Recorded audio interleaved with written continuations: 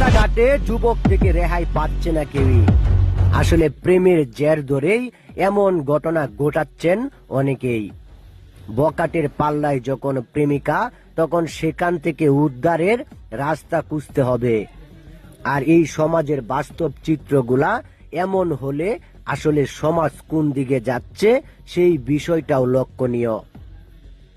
প্রেমের জের ধরে যখন মহা বিপদের আশঙ্কায় যুবতী, তখন সেখান থেকে বাঁচার পথ খুঁজতে হবেই।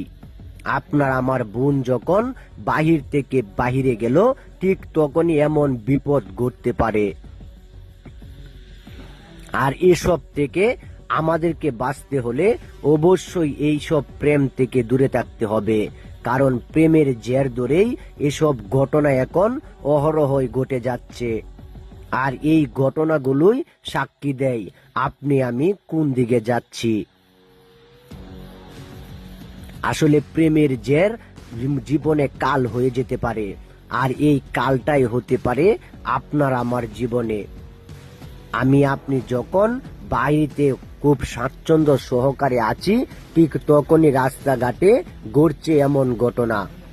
যখন জোরাজুরি পূর্বক মহা কিছু ঘটে যায়, তখন আপনাকে বুঝতে হবে আপনি আমি কোথাও কোনোভাবে নিরাপদ নয়। কারণ সাধারণ একটি ঘটনা এখন মহাকাল হয়ে দাঁড়িয়েছে। আর এই ঘটনাগুলো এখন আমাদের সামনে প্রকাশ্যে যখন এসব ঘটনা ঘটে, তখন আপনাকে আমাকে সতর্কতা অবলম্বন করতে হবে। আপনার বোন কোন দিকে যাচ্ছে, কার সাথে মেলামেশা নিয়ে ব্যস্ত, সেই বিষয়টা লক্ষণীয়। কারণ আপনি যদি সামান্য অসতর্কতা অবলম্বন করেন, ঠিক তখনই এসব ঘটনা আপনার সচকেই ঘটে যায়।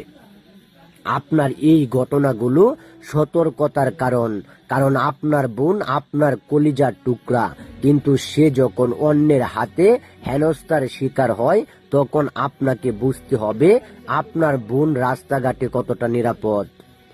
আর এই বিষয়গুলো এখন কোনোভাবেই ঘটতে দেওয়া যাবে না, কারণ সমাজের বাস্তব চিত্রগুলো এখন আমাদের সামনে।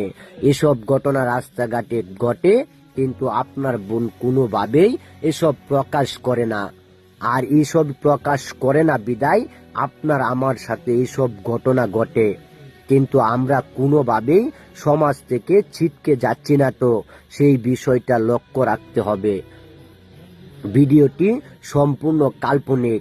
কোনো সমাজ কিংবা কোনো ব্যক্তি পরিবারের সাথে মিলে গেলে কর্তৃপক্ষ দায়ী নয়, কিন্তু সতর্কতা অবলম্বন করতে হবে।